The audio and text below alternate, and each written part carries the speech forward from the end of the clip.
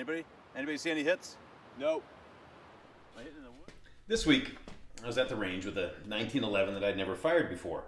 And I'm usually a pretty good pistol shot, but nobody was hitting with this. So I said, oh, give it to me, I can hit. Well, I could not hit a thing with it, as you can see in the video. Someone had replaced the sights on a 1911, and they did a very poor job with it.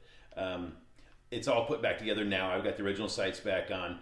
I'm going to take it to the range, and I think it's going to hit a lot better than it did in the video you're about to see. But when you're changing sights, do it the right way. Low. I didn't see that. Me neither. Am I just making noise? I didn't see where that was.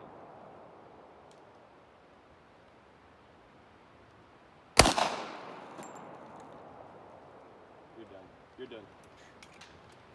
That I aimed below. If you look at this slide, you can see someone installed higher rear sights.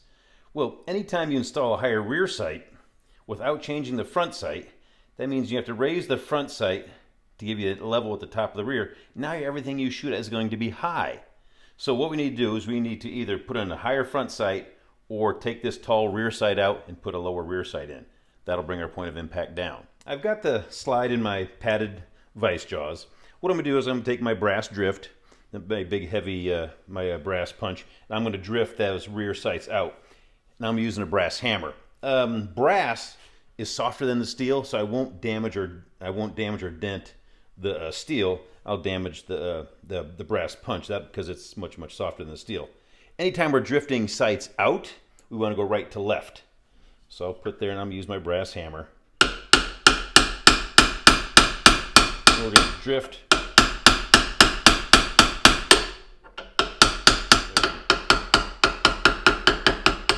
There we go. And we'll take that old rear sight out, and we're going to replace it with a much lower original height sight. And you can see, because that taller sight's may put I guess it's going to be a 3-dot, but they didn't change out the front sight. Well, you can see how the impact's going to be much higher than what it should have been. So now we're going to put our rear sight in, and now this time, anytime we're putting it in, going to go left from right. So because I'm right-handed, we'll turn the vise around. Lock it in place, and then I'll drift it in this direction.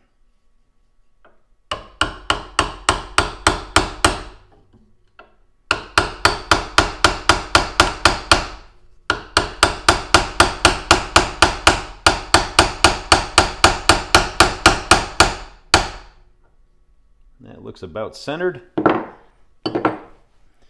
Now when I take this to the range,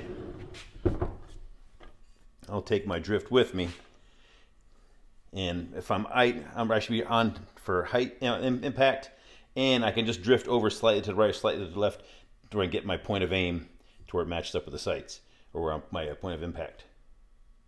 And we should be good to go, ready to take this to the range and see if we're hitting our targets now.